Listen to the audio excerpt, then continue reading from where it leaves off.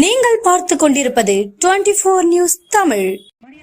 கன்னியாகுமரி கிழக்கு மாவட்ட திமுக சார்பாக முத்தமிழறிஞர் டாக்டர் கலைஞர் அவர்களின் 102வது பிறந்தநாள் விழாவை முன்னிட்டு ஆரல்வாய் மொழியில் அமைக்கப்பட்டிருந்த திருவுருவ படத்திற்கு வணக்கத்துக்குரிய மேயர் குமரி கிழக்கு மாவட்ட செயலாளர் திரு ரே மகேஷ் அவர்கள் மலர் தூவி மரியாதை செலுத்தினார்.